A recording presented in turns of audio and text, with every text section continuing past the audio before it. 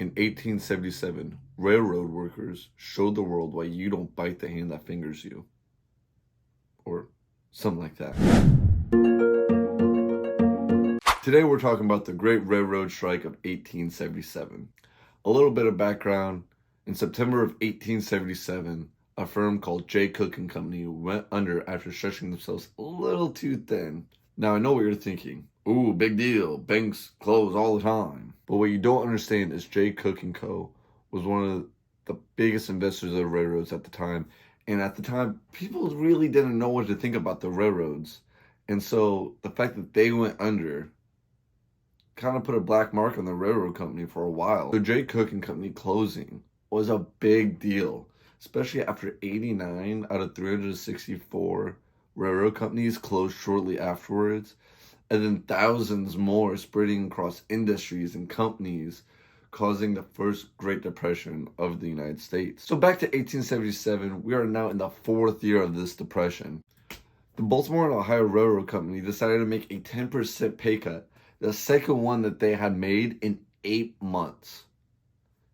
So now you got the arguably one of the hardest working, most dangerous jobs at the time, just took a 20% pay cut. Now, I don't know about you, but if my employer cut my paycheck by 20%, I wouldn't be too happy and I would probably quit. Now, obviously, the railroad workers didn't have anywhere else to go. They were in the midst of a huge depression. And to make things even worse, one of the reasons why they made these pay cuts to begin with was because they were trying to break up trade unions that had formed after the Civil War. Now, I don't really care for unions, but just because I don't want to be in a union doesn't mean I don't understand the benefits of having unions, especially back then when unions were a huge part of the culture and really driving the industry to be a better workplace. So if you're a worker for B&O, what do?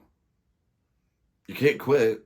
You got a family to feed. It's simple. If you worked out of Martinsburg, West Virginia on July 16th, you get together with a couple of your coworkers, go down to the yard and uncouple a few locomotives and demand that the cut be rescinded. How many did they uncouple, you ask? 600 trains. That's right, those in Martinsburg uncoupled 600 locomotives. Protests ensued and police were sent down to disperse the crowds. That didn't work. So Governor Henry M. Matthews dispatched the local militia to disperse the crowds, and that didn't work either. But for different reasons than why the police didn't work. See, the militia he sent lived there. They sympathized with the railroad workers, and it was affecting them as well. And frankly, they were on their side. And a lot of them had family that worked for B&O as well. So they were directly affected, not just from the economy. By July 19th, the movement had grown so big that it spread into other cities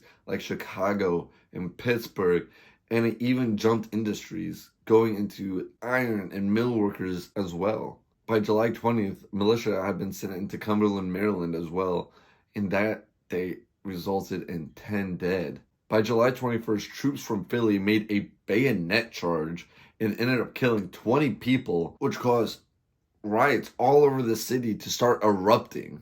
This movement ended up going over to 10 states, and governors from those states ended up activating 60,000 militiamen to try to get the railroads back up and running. Eventually, though, Mayor of Chicago, Monroe Heath, would realize that these militiamen weren't really working.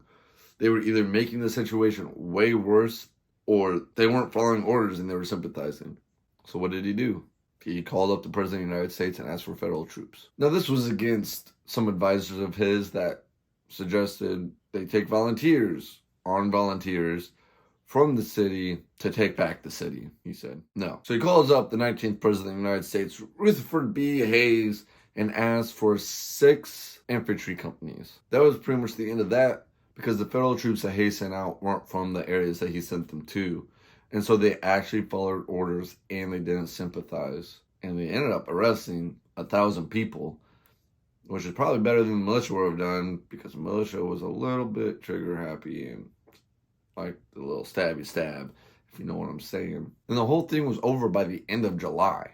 So in the end, 100 people ended up losing their lives and 100,000 people were believed to be involved.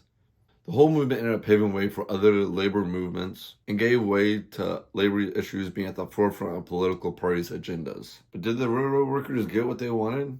Kind of.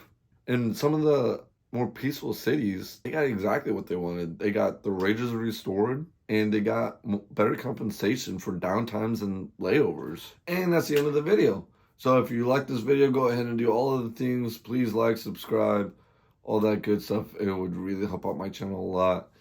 This is my first video, and wrote the script, did all the research. I'm not perfect, so if there's something wrong, just let me know. And thanks for watching.